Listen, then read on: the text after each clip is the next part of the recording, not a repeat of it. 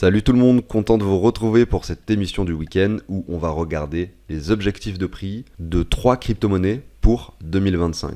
On va faire Theta, Kusama et Gala. J'ai déjà fait ce travail sur la chaîne chaque semaine, ça fait déjà quelques mois qu'on fait ça. Je l'ai déjà fait avec toutes ces cryptos que vous avez à l'écran. Je vous montre à quoi ça ressemble. Par exemple, j'ai cliqué là au pif sur IGLD. Vous voyez que son ATH actuel c'est 559. Son prix actuel, enfin au moment où j'ai fait en tout cas ce travail à l'époque, c'était 45 $. On a regardé du coup les prix que IGLD pouvait atteindre par rapport au Bitcoin. On a spéculé les prix que le Bitcoin pouvait avoir également lors du prochain cycle haussier. Ça s'échelonne entre les 80 et les 187 000 $. Et on a pu définir du coup des prix pour IGLD. Médian, pessimiste, optimiste. Eh bien on va refaire ce travail du coup avec les 3 cryptos en question que je vous ai cités.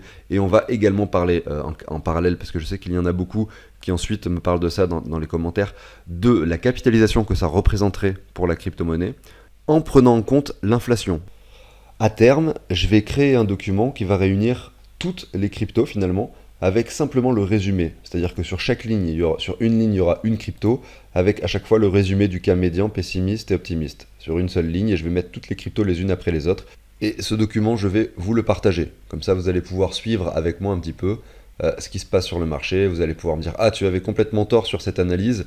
Ou alors vous me direz « Bravo, sur Polkadot, le cas médian a été atteint, finalement, on est même allé plus haut, donc voilà, ça aura bien fonctionné ». Enfin bref, vous voyez ce que je veux dire, c'est que de toute façon, je m'en fiche d'avoir raison ou tort. Je fais de la spéculation, les résultats sont trouvés avec de l'analyse graphique, et derrière, moi, par exemple, si j'ai une centaine de cryptos, je vais pouvoir toutes les mettre sur un seul document, et après, je vais faire des stats. Combien de cryptos, parmi les 100 que j'aurai faites, combien auront atteint le cas médian, combien auront atteint le cas pessimiste, combien auront atteint le cas optimiste, et après on va essayer de voir aussi le pourcentage de celles qui n'entrent dans aucune des catégories, qui ont par exemple pas du tout performé, ou alors beaucoup plus performé que ce qu'on avait imaginé, vous voyez. Donc ce sera intéressant d'avoir ces stats, et j'ai hâte en fait de pouvoir les faire ces stats. Mais il va falloir attendre encore quelques années pour pouvoir les obtenir. Donc si ça vous plaît ce principe, pensez à mettre le petit like en dessous de la vidéo. Si vous n'êtes pas abonné, pensez à le faire également pour suivre ça avec moi au quotidien au fur et à mesure des semaines, bien sûr. Et puis moi en attendant, je vous passe la très courte intro, et puis je vous retrouve juste après, on commence l'émission, à tout de suite.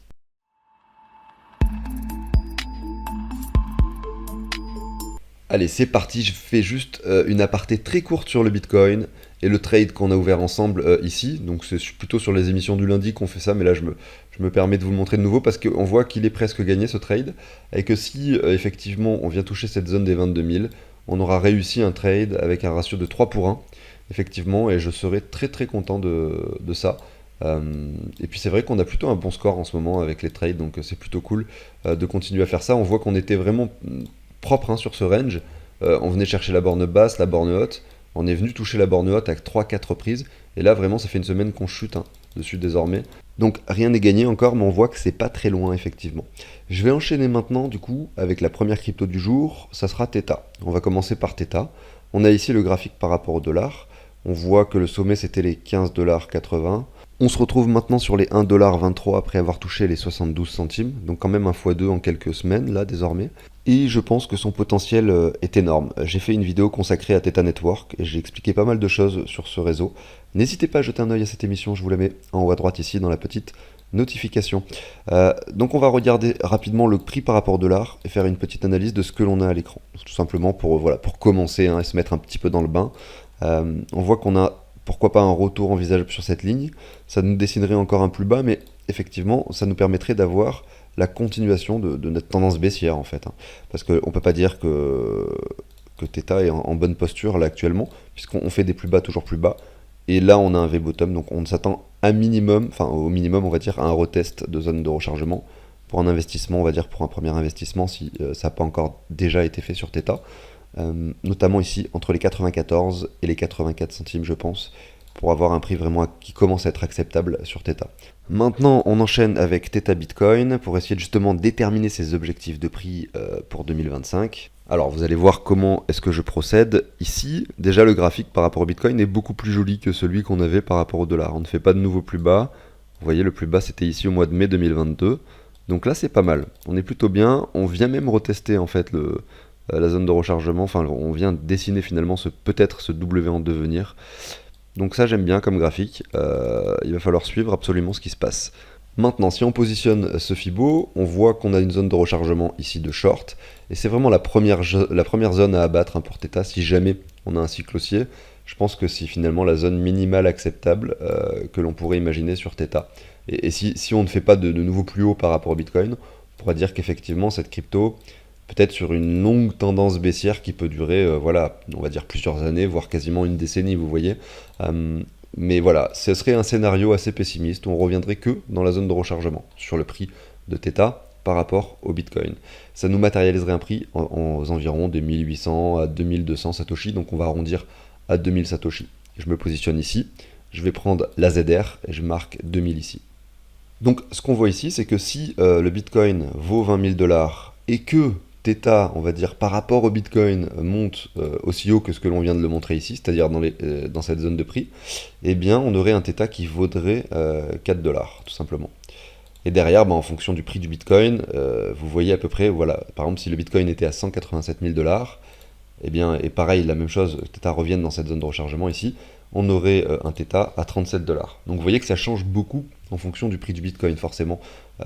Et plus le Bitcoin monte, plus l'engouement dans les cryptos se fait, et plus elles prennent de la valeur très facilement. C'est quand même le leader du marché.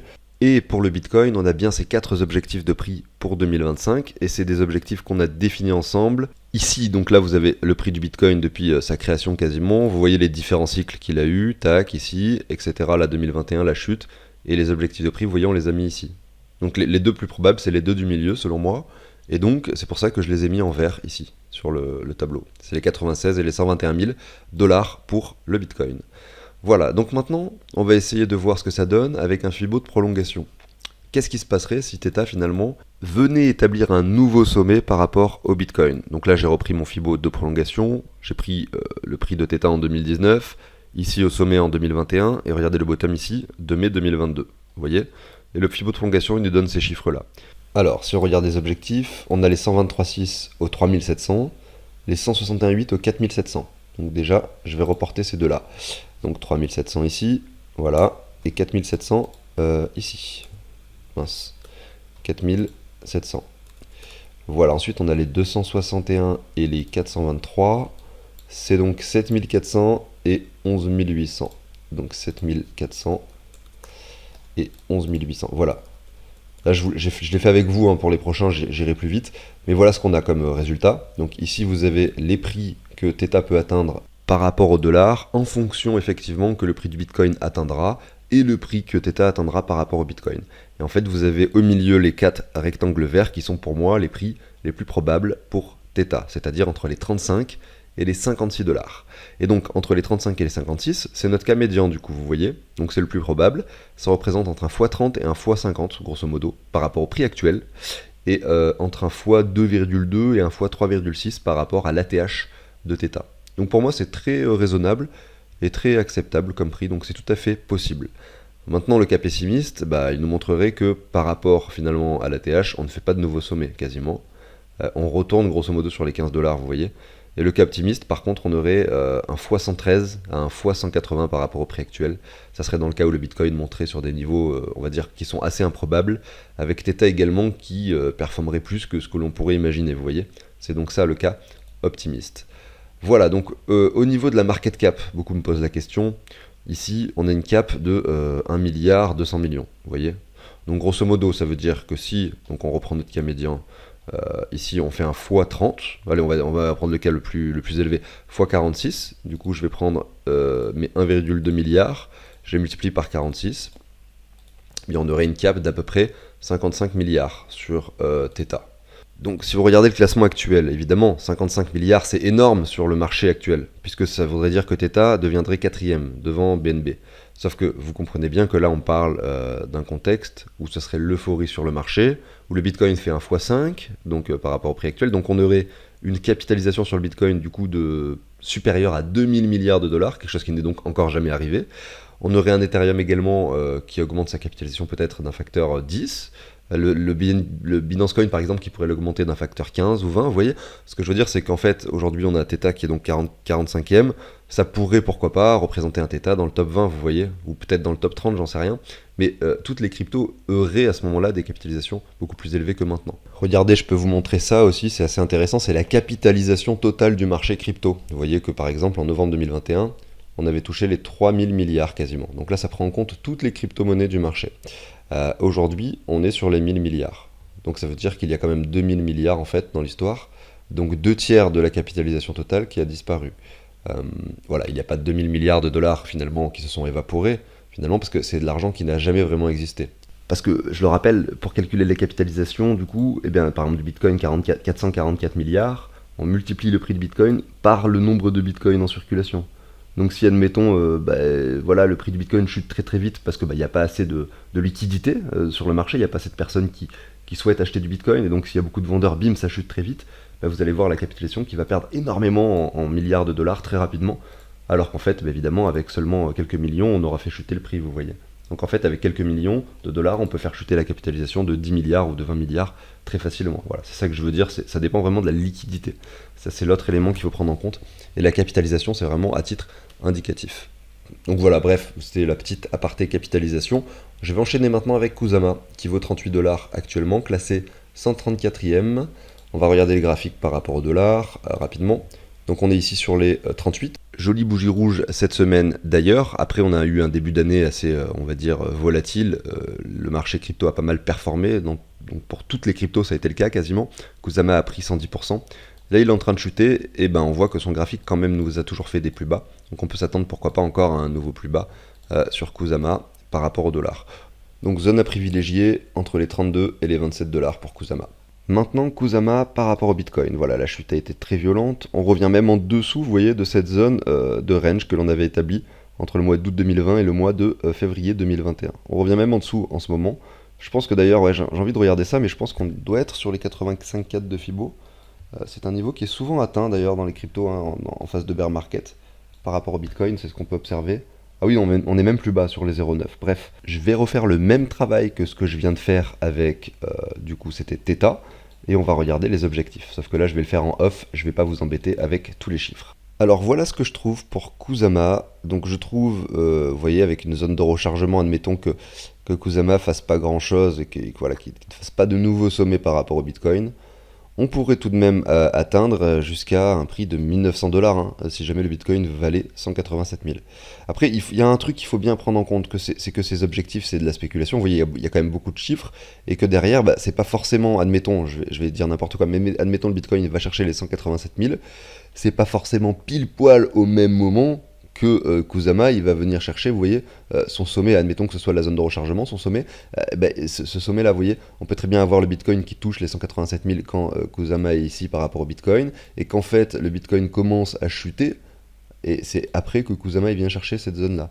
Et à ce moment-là, ça veut dire qu'il atteindra jamais, vous voyez, ce prix-là. Donc c'est pour ça que ça reste, c'est pour ça qu'on le fait avec plein de chiffres, ça nous permet d'avoir de jolies fourchettes. Mais il ne faut pas oublier que c'est spéculatif et que ça va dépendre de plein d'autres facteurs et qu'on n'a pas forcément quelque chose de précis à la centaine de dollars près, en tout cas ici pour Kusama. Mais ça donne un ordre d'idée et ça peut nous aider aussi à mettre des paliers de revente. Donc voilà pour les objectifs Kusama. Dans le cas médian, on a entre un x50 et un x75 qui est calculé et ça fait entre un x3 et x5 par rapport à l'ATH qu'il a déjà eu, qui était donc les 621 dollars. Voilà, et vous avez ici le cas pessimiste et le cas optimiste. Le cas pessimiste, vous voyez, il fait quasiment pas de nouveaux sommets comme d'habitude, et le cas optimiste, un x11 à x18 par rapport au sommet actuel, à l'ATH actuel. Donc c'est vrai que le prix en dollars, il est impressionnant, entre les 7 et les 11 000 dollars, vous voyez, pour Kusama. Donc, qu'est-ce que ça donne sur la capitalisation? On va dire un x50, on a dit entre x46 et 75, bon, on va même prendre un x60 pour faire le milieu entre les deux. Donc 344 44 millions, pardon, x60, ça ferait donc 20 milliards pour Kusama de capitalisation. A savoir qu'il n'y a pas si longtemps, quand le token était à 600 dollars ici, sur Kusama, il était capitalisé probablement à hauteur de entre 5 et 10 milliards. Il y avait sûrement moins de tokens en circulation, effectivement, donc forcément ça devait réduire un petit peu la capitalisation, mais forcément ça devait être au-dessus de 5 milliards. Donc 20 milliards, c'est pas si déconnant finalement en termes de capi. Au niveau de l'offre en circulation, on a environ 9 millions de tokens sur les 10 millions finaux. donc l'inflation restante est quand même très faible. Je me suis donc pas attardé dessus. Je le ferai un peu plus en détail sur Gala, qui est donc la crypto-monnaie sur laquelle nous allons enchaîner maintenant. Alors Gala, il y a 7 milliards de tokens en circulation. On sait que, eh bien, tous les ans, il y a un halving. Ça veut dire qu'en fait, comment ça marche? Gala, il est distribué aux nœuds qui font fonctionner le réseau de Gala, et donc les jeux qui sont sur Gala, c'est vraiment du gaming Web3. Il y a du coup 17 millions, alors c'était entre 2021 et 2022, il y avait 17 millions de tokens qui étaient distribués chaque jour. Donc j'avais fait le calcul, on va prendre le chiffre exact, 17 123 286 fois 365. Ça veut dire que, en tout cas, lors de cette année entre 2021 et 2022, donc c'est de juillet à juillet, il y a eu 6 milliards 200 millions de tokens qui ont été émis. Donc c'est énorme. Vous comprenez bien que c'est énorme par rapport à la capitalisation du coup, au nombre de tokens qu'il y a en ce moment, de 7 milliards 500 millions. C'est juste quasiment tous les tokens qui ont été émis en fait sur une année. Et donc l'année suivante, donc entre 2000, donc là c'est l'année en cours, c'est-à-dire juillet 2022 et juillet 2023, eh bien ils vont diviser les récompenses par 2, ce qui veut dire qu'il va y avoir, du coup je divise ça par 2, 3 milliards de tokens supplémentaires. Sachant qu'on a déjà fait la moitié de l'année, on va dire on est en janvier, je vais arrondir, je divise encore par 2, il reste plus que jusqu'à donc du coup l'été prochain, il y aura donc sur les 6 prochains mois 1 milliard 500 millions de tokens qui seront émis. Ensuite, l'année d'après, c'est-à-dire entre juillet 2023 et juillet 2024, donc sur une année encore, mais là les récompenses sont encore divisées par 2, donc il y aura de nouveau 1 milliard 500 millions. Donc en tout, pour l'instant, si on part à partir d'aujourd'hui et qu'on prend jusqu'à juillet 2024, on est à 3 milliards de tokens qui seront émis en supplémentaire. Et si on prend encore une année supplémentaire pour arriver jusqu'en 2025, c'est la date qui nous intéresse, eh bien on simule le halving encore qui se produira, on divise par 2, on aura donc 3 milliards de tokens plus 700 millions, donc ça fait 3,7 milliards de tokens en fait, entre maintenant du coup et du coup la zone qui nous intéresse en 2025, vous voyez. Donc ça veut dire que l'inflation sur Gala d'ici à 2025, eh ben, elle va être vraiment très faible, enfin elle n'est pas si faible que ça, on peut parler d'un quart des tokens. On va passer de 7 milliards ici à environ 11 milliards. Si je ne me suis pas trompé d'ailleurs, n'hésitez pas à refaire ce travail chez vous, voir si le calcul que j'ai fait semble cohérent. Mais honnêtement, je ne crois pas avoir fait d'erreur. Donc là, on regarde Gala par rapport au dollar. Elle a touché les 87 centimes. On revient, donc là on est sur les 4 centimes, et sur le bottom, vous voyez, on avait quand même fait les 1,6 centimes. Donc grosse performance récente de Gala d'ailleurs, puisqu'on a enregistré quand même un x4, vous voyez, 300%, pour maintenant retracer de nouveau. Donc là, il ne faut pas se précipiter dessus, on voit qu'on a cette jolie ligne, que là on a un joli V-bottom, donc à minima, et c'est comme d'hab, et d'ailleurs je ne vais pas forcément vous refaire ce travail à chaque fois, vous avez compris que la zone de rechargement c'était la zone à privilégier, ici entre les 33 et les 25-26 centimes grosso modo pour Gala. On va refaire le travail que l'on aime bien faire pour du coup notre analyse long terme et les objectifs que Gala pourrait atteindre en 2025. Je vais ajouter en off du coup ces prix par rapport au Bitcoin sur le tableau. On va observer les différents objectifs de prix par rapport au dollar sur Gala ensemble. Et ensuite, du coup, eh bien, on va discuter de l'inflation et de voir quel impact ça a sur Gala. Alors, sur un cas médian, on trouve un prix qui atteindrait entre 1,76$ et 2,90$ pour Gala. Vous voyez, c'est dans le cas où effectivement on irait chercher des niveaux quand même, regardez, assez importants, à savoir les 123 Fibo, voire les 161,8. Vous voyez, des objectifs de prix par ici sur Gala Bitcoin. Vous voyez, vraiment qu'on fasse quelque chose d'assez important. Ça nous ferait, par rapport au prix actuel, entre un x43 et un x72, du coup, et par rapport à l'ATH qui était des 82 centimes, un x2 à un x3,5, vous voyez. Maintenant, le cas pessimiste, c'est celui-ci, donc c'est toujours pareil, en fait. En réalité, sur toutes les cryptos qu'on a faites, il y en a quand même qui sont vraiment différentes sur les objectifs, mais les 3 qu'on a passés aujourd'hui sont assez similaires en termes d'objectifs et de multiplicateurs, c'est assez marrant. On retourne sur Gala, je voulais vous parler de l'inflation rapidement. Donc, ce qu'il faut savoir, c'est que l'inflation sur Gala, elle existe depuis sa création. Et elle diminue avec le temps. Donc c'est un peu comme le Bitcoin pour le coup, ça veut dire que en fait, la pression vendeuse qui se trouvait ici avec finalement les personnes qui avaient les tokens en récompense et qui les revendaient du coup pour générer de l'argent et des revenus parce que justement ils font tourner le réseau de Gala. C'est payant pour avoir un nœud sur Gala, ça coûte très cher en Ether et c'est pas remboursé. C'est-à-dire que c'est pas comme quand vous achetez, des fois il y a des fois où vous pouvez simplement faire du stacking, vous mettez une crypto, mais ensuite vous pouvez la récupérer la crypto. Là pour les nœuds de Gala c'est différent, vous allez acheter par exemple votre nœud, je dis n'importe quoi, 5 Ethers, Et derrière, vous dites au revoir à vos Ethers. Donc il faut rentabiliser maintenant avec les récompenses que vous allez avoir en gala. Donc c'est pas tout le monde qui a un nœud sur le réseau de gala. Je pense que c'est très risqué d'en prendre un.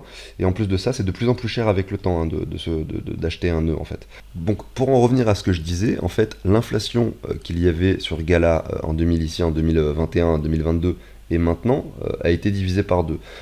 Les galas ont été distribués à cette époque-là déjà en récompense à tous les nœuds du réseau. Donc déjà à cette époque-là, le graphique prenait en compte les tokens qui étaient distribués et qui étaient probablement aussi mis en vente sur le marché à ce moment-là par les personnes qui en recevaient chaque semaine. Donc le graphique qu'on a à l'écran ici, il prend déjà en compte en fait l'inflation depuis le début. Et on sait que l'inflation diminue, donc au contraire, c'est même plutôt positif. Et vu que ce graphique prend en compte l'inflation, quand moi je fais une analyse de Fibo et que je le positionne comme ceci, eh bien on peut tout à fait en conclure que les objectifs sont viables en fait, qu'il n'y a pas forcément d'impact sur le long terme sur le graphique. Parce que c'est pas parce que, regardez, à l'époque, il y avait une inflation énorme, hein, on l'a vu, il y a eu 6 milliards de tokens émis sur une année. Et bien ça n'a pas empêché aux tokens de surperformer le marché. Pourquoi? Parce que peut-être que les nœuds du réseau qui recevaient les récompenses ne mettaient pas tout leur gala en vente à ce moment-là. Peut-être que, comme tout le monde, ils ont fait l'erreur de vendre quand ça chutait, tout simplement. Et aussi parce que l'euphorie entraîne l'euphorie. Vous voyez un token qui monte, qui prend 100%, du coup tout le monde veut en acheter, tout le monde en veut dans le portefeuille, donc ça continue de monter, etc. etc. Je sais pas si j'arrive à être super clair, mais j'essaye d'expliquer pourquoi je pense que l'inflation n'a pas forcément beaucoup d'impact sur, et c'est complètement différent finalement d'une analyse graphique que vous pouvez faire comme celle que je fais généralement avec les Fibo. Par exemple, je vais vous prendre un autre cas de figure. Si je prends le Cake, on va prendre Cake dollar, voilà, Cake USD. Le Cake, par exemple, c'est pareil, c'est un token qui est ultra inflationnaire. Et au début, il était, donc pendant cette période, vous voyez, il est passé de 1 dollar ici à 46 dollars. Il était beaucoup plus inflationnaire que maintenant, vous voyez. Et pourtant, peut-être que d'ailleurs c'est toujours pareil, ceux qui ont gagné des cakes en récompense, peut-être qu'ils les ont vendus aussi au pire moment, mais forcément ça a un impact en fait sur le bear market qui suit, parce que du coup il y a plus de tokens en circulation, et toutes les personnes qui en ont eu en récompense et qui ont effectivement pu profiter de tout ça vont peut-être les vendre au mauvais moment, mais en tout cas vont engendrer finalement et faire que cette pression vendeuse va entraîner le prix du cake sur des niveaux vraiment plus faibles. Et c'est peut-être que les tokens très inflationnaires comme ça prennent des performances, regardez, de moins 94% comme le cake. Ça, c'est possible que ça entraîne des bear, c'est même sûr en fait, hein, que ça entraîne des bear markets beaucoup plus violents pour ces tokens qui sont ultra inflationnaires.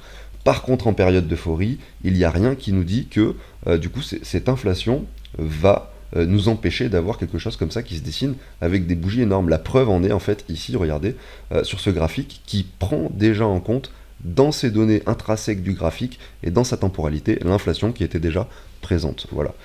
Donc pour conclure, je dirais que c'est pas forcément un problème d'avoir un token inflationnaire. Au contraire, c'est ça qui fait en sorte que les projets soient de plus en plus connus. Parce que si le token est inflationnaire, ça veut dire qu'il est distribué d'une manière ou d'une autre finalement aux personnes qui utilisent le réseau. Ce qui veut dire que ça incite les gens à utiliser le réseau et donc ça incite également le projet à être connu. Et donc c'est ce qui augmente la pression acheteuse, ce qui augmente le prix du token. Donc c'est assez contradictoire, mais les projets les plus inflationnaires, on le voit, c'est aussi ceux qui performent le plus en phase de bull market, et c'est aussi ceux qui chutent le plus en phase de bear market, tout simplement. Je pense que c'est à peu près la conclusion que j'arrive à en tirer aujourd'hui avec ces petites analyses que je vous ai faites.